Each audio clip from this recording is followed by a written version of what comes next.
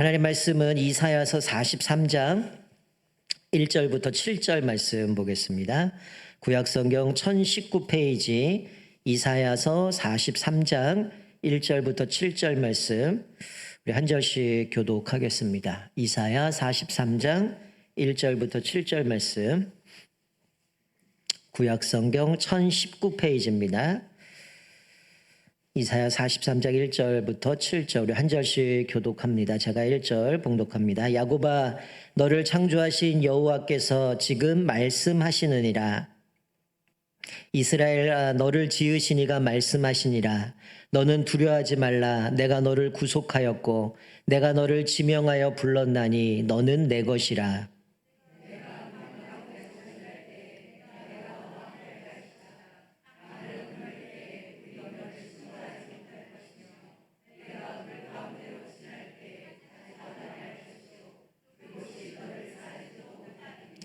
대전하는 여호와 내 하나님이요 이스라엘의 거룩하니요 내 구원자임이라. 내가 애굽을 너의 속량물로 구스와 스바를 너를 대신하여 주었노라.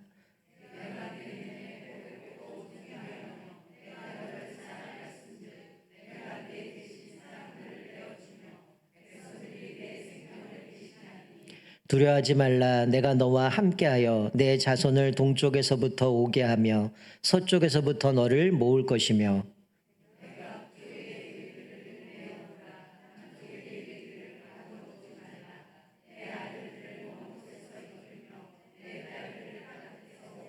함께 읽습니다. 내 이름으로 불려지는 모든 자 곧 내가 내 영광을 위하여 창조한 자를 오게 하라.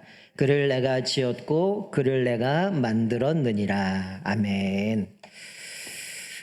우리 권사님들 늘 순서가 되면 기대가 됩니다.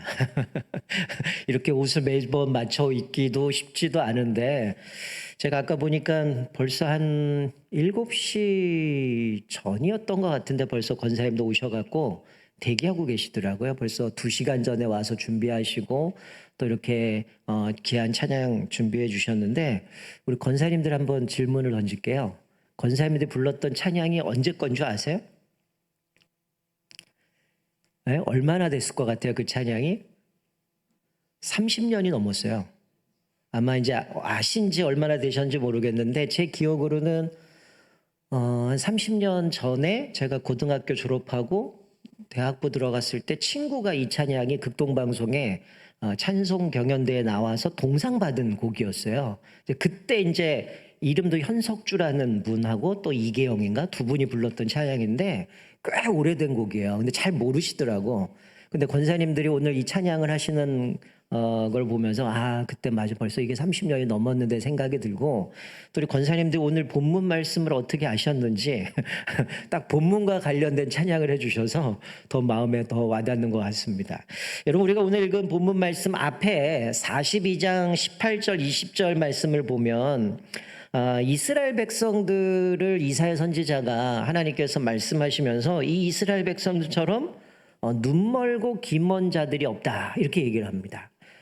쉽게 얘기하면 하나님께서 이스라엘 백성들을 향해서 니들은 눈이 멀었고 또 귀도 먹혔고 그러니까 하나님의 음성에 귀 기울이지도 않는다는 거죠. 어떻게 보면 되게 둔감해져서 사실 하나님이 이스라엘 백성들을 이렇게 포로로 끌려오게 된 거는 바로 이스라엘 백성들이 어리석고 영적으로 무지했기 때문에 하나님이 이렇게 징계를 내리시고 이방인 손에 붙였음에도 불구하고 전혀 깨닫지 못하고 있는 모습을 보면서 우리가 오늘 읽은 본문 42장 앞에 본문 바로 앞에 보면 바로 하나님께서 그들을 그렇게 얘기합니다. 너희 못 듣는 자들아 들으라. 너희 맹인들아 밝히 보라. 맹인이 누구냐? 내 종이 아니냐?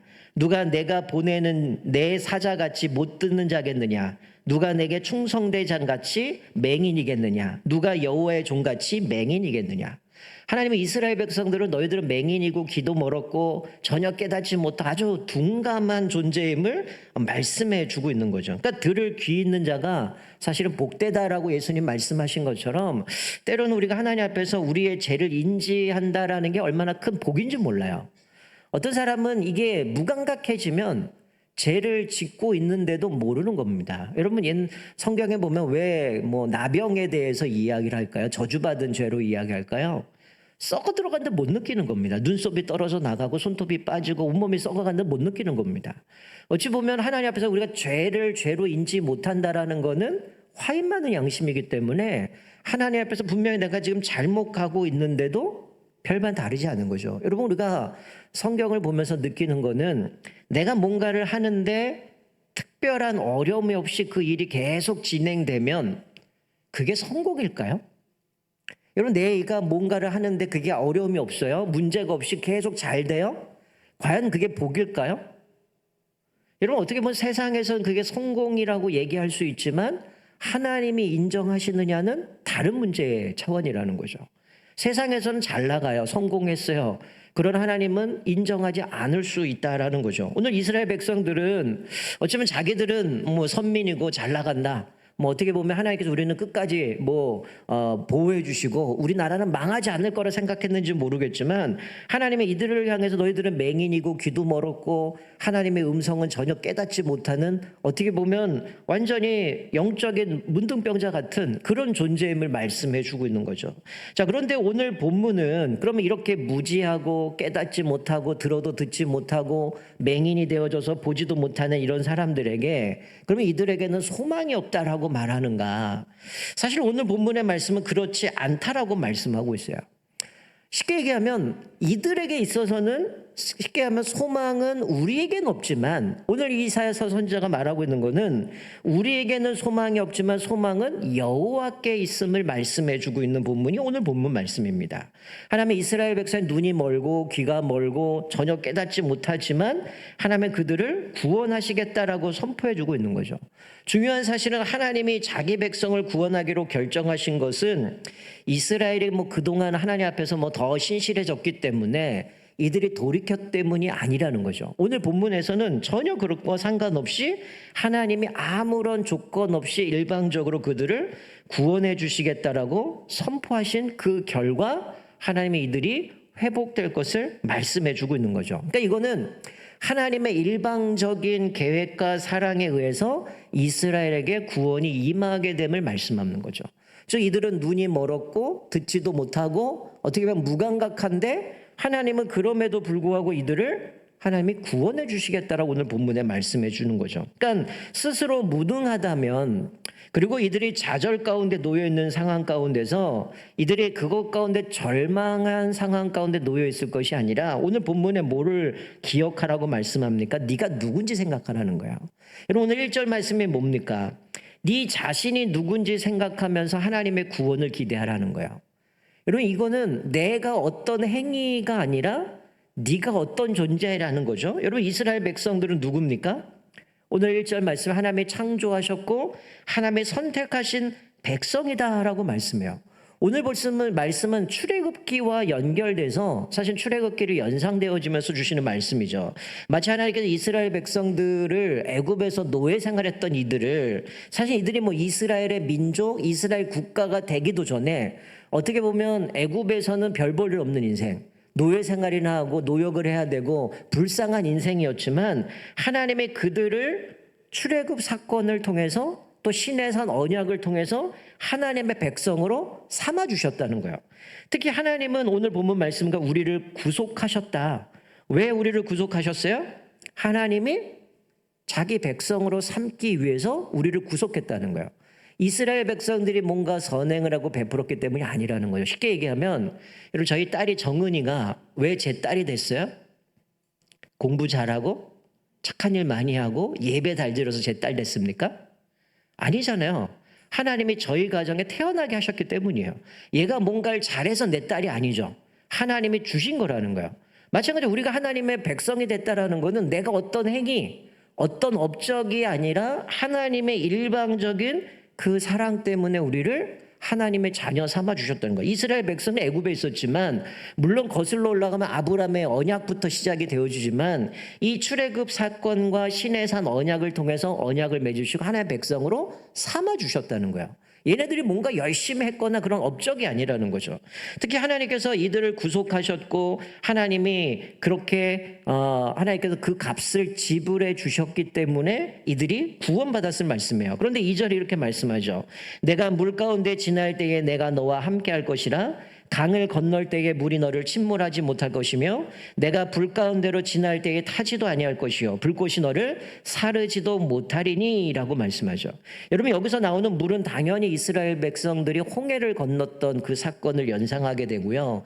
이 불은 광야에서 그들이 어디로 가야 될지 모르는 상황 가운데 하나님께서 불기둥으로 구름기둥으로 인도해 주셨던 것들이 생각나게 만들어요. 특별히 이사야는 여기에다가 출애굽 이미지에다 뭘 더하냐면 강물을 더하고 불꽃과 불 사이를 지나가는 경험을 더해서 이 출애굽 후 지금까지 하나님께서 이들을 변함없이 보호하시고 인도하셨음을 강조해 주고 있는 거죠. 심지어는 지금 상황이 어떻습니까? 그들이 바벨론에 끌려와 있는 상황에서도 하나님은 그들을 지키시고 보호하셨다라고 말씀해 주고 있는 거죠. 그러니까 하나님은 앞으로도 하나님의 백성들 지금 출애굽부터 지금 이 바벨론의 포로로 끌려온 상황 이 모든 과정에도 하나님이 그들을 포기하지 않고 지키시고 보호하고 인도하셨다라고 하는 것은 앞으로도 이 백성들 하나님이 책임져 주신다라는 거죠. 여러분 내게 어떤 일이 일어나든 여기서 말씀하는 게 뭡니까?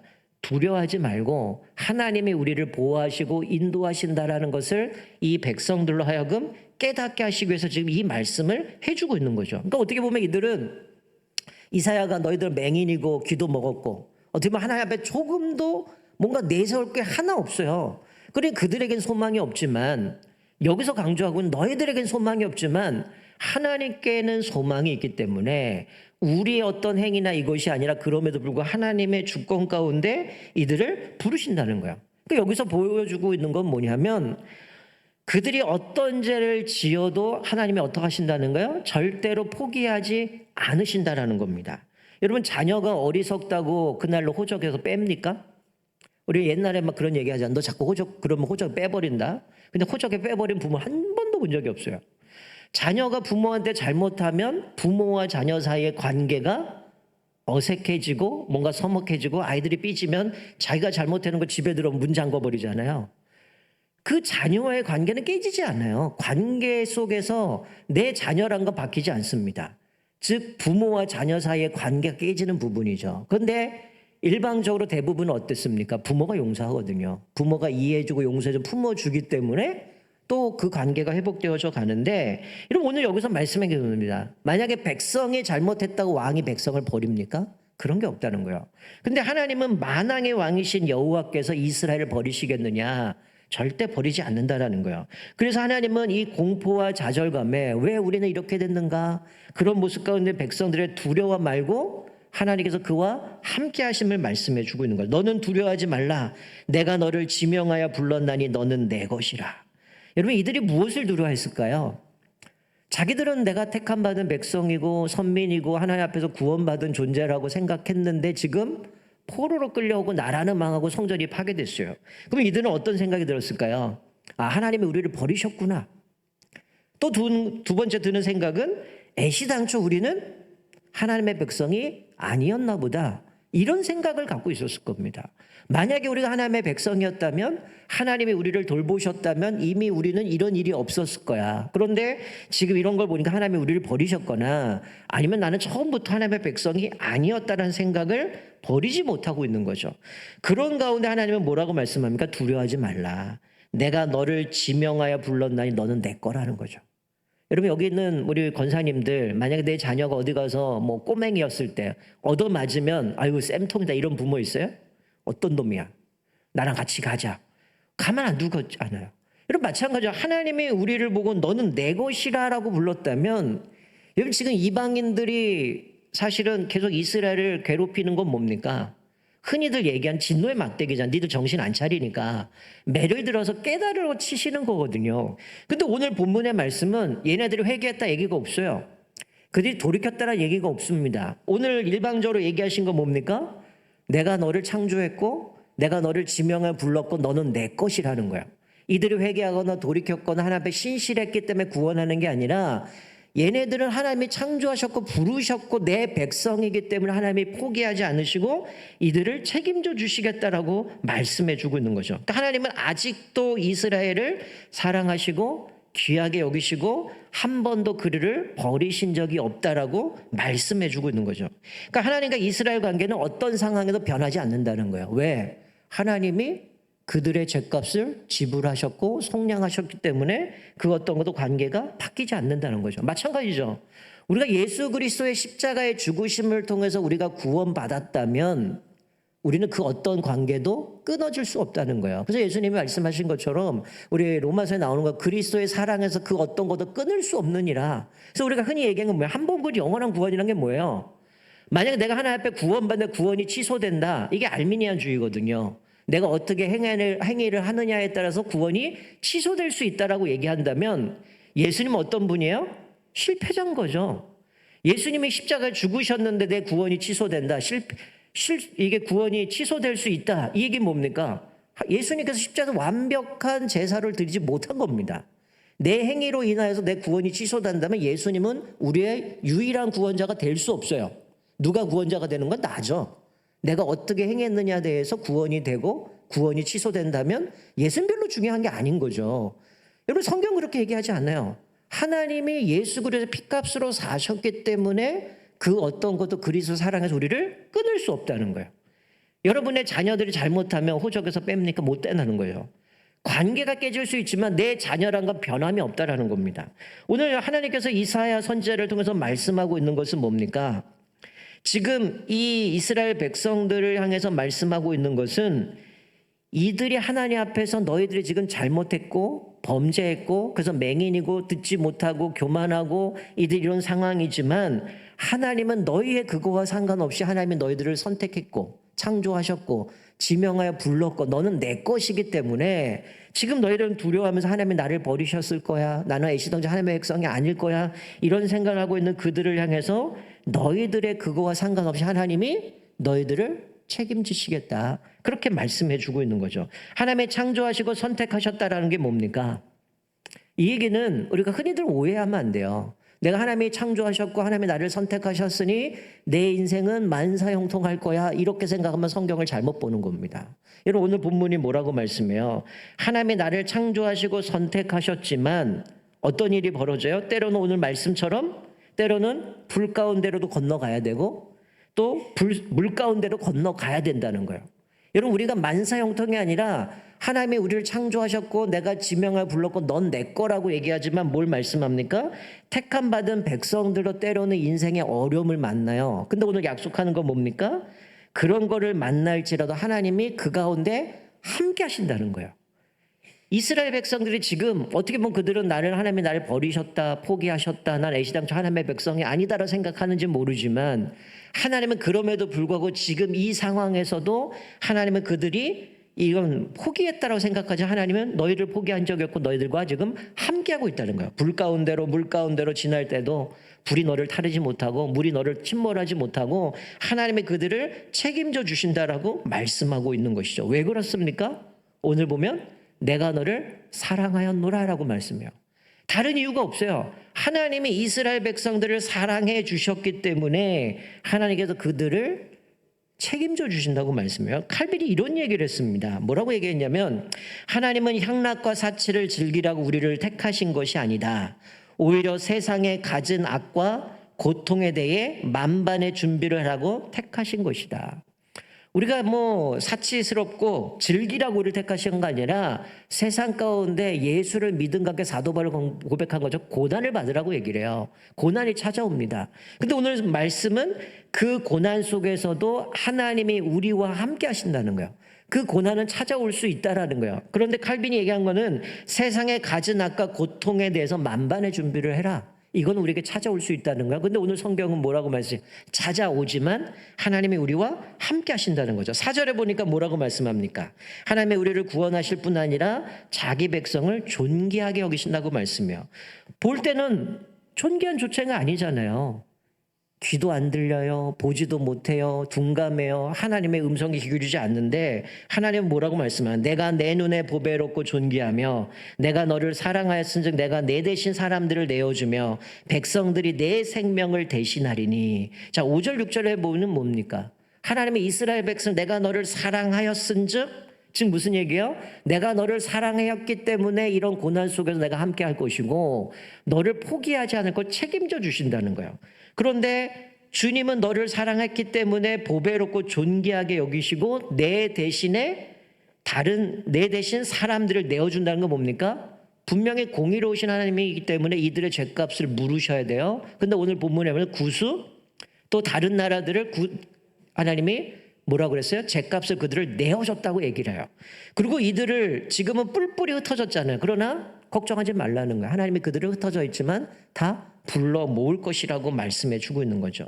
이 말씀은 비록 우리의 삶이 연약하고 때로는 실패하고 어쩌면 이스라엘 백성들처럼 하나님이 우리를 창조하셨고 구원하셨고 하나님의 선민으로 또 하나님께서 우리를 하나님의 것이라고 말씀해 주셨음에도 불구하고 우리는 연약하고 실패하고 넘어질 때가 많아요. 하나님 앞에 뭐 어떤 거 하나 내세울 것 전혀 없는 우리들의 모습이에요. 어떻게 보면 매력 없는 것 같아요. 그러나 하나님은 그거와 상관없이 우리를 가장 귀하게 여신다는 거예요. 즉 이스라엘 백성을 이렇게 존귀하게 여기실 뿐만이 아니라 예수 그리스도의 목숨과 맞바꿔 놓은 우리를 하나님이 이렇게 귀하게 여기시고 우리를 포기할 수 없다라는 거죠. 그러니까 이스라엘 구원하시기 위해서는 오늘 본문의 말씀은 세상 끝까지 가서라도 너희를 대신해서 대속물을 찾아서 애굽을 너의 속량물로 구수와 스바를 이스라엘을 대신해 줬다는 거예요. 즉 예수 그리스도를 우리를 사랑하셨기 때문에 우리를 구원하시기 위해서 예수 그리스도를 내어주셨다는 거예요. 그러니 구원은 사실은 우리가 뭐 값없다라고 얘기하지만 하나님 편에 보면 값없는 게 아니죠. 우리 편에서는 내가 한 게 없기 때문에 값없지만 하나님 편에서는 구원은 비싼 값을 치른 겁니다. 예수님의 목숨과 바꿔버렸기 때문에. 그렇기 때문에 우리가 해야 될 건 뭐예요? 합당한 삶을 살아내야 된다는 거예요. 그래서 7절에 뭐라고 말씀합니까? 우리는 하나님의 영광을 위하여 지음받은 자들이다 라고 얘기를 하죠. 그래서 우리는 오로지 하나님의 영광을 위해서 살아가야 된다는 거예요. 내가 예수님의 목숨과 맞바꿔 놓은 인생, 하나님이 나를 창조하셨고 지명에 부르셨고 내 것이라고 얘기했고 고난 가운데도 함께 하시고 내가 전혀 볼품없지만 하나님은 존귀하게 여기시는 우리들이기 때문에 그 은혜를 깨달은 사람이 어떻게 된다는 거예요? 오로지 하나님의 영광을 위하여 지음받았기 때문에 걸맞는 삶을 살아내야 되고 우리 삶을 통해 주님을 드러내야 된다라고 말씀하는 거예요. 그런데 우리는 어떻습니까? 오로지 이 하나님을 이용하는 거죠. 오로지 내게 돌아올 기쁨이 뭘까?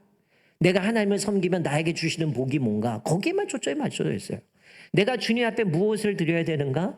내가 주님 앞에 걸맞는 삶을 살아가기 위해서는 영광을 돌리기 위해서 어떻게 살아가야 되는가? 여기에 초점을 맞춰서 보기보다는 우리의 모든 행위들이 다 보상을 기대한다는 거예요. 이게 지금 한국교회의 가장 심각한 문제입니다. 예배 드리는 것, 헌금하는 것, 봉사하는 것. 어느 시점부터 우리는 자꾸만 하나님 앞에 내가 이렇게 했는데 왜 하나님 나한테 보상 안 해줍니까? 여기에 초점이 맞춰져 있어요. 하나님이 나를 구원해 주신 것, 하나님이 나를 속량물로 예수님을 내어주신 것, 하나님께서 나를 존귀하게 여기고 너는 내 것이라 해준 건 내가 뭐 한 거 있습니까? 한 게 없어요. 하나님이 우리를 사랑하셨기 때문에 예수님을 보내주신 거거든요. 그러니 내가 뭐 해서 하나님 앞에 구원받은 게 아닌데 우린 자꾸만 이거 해놓고선 마치 내가 뭔가 다 이뤄놓은 것처럼 왜 안 해줍니까? 착각 속에 살아가는 거죠. 여러분 이게 사실은 사단이 우리를 교묘하게 미혹하고 흔들리는 겁니다.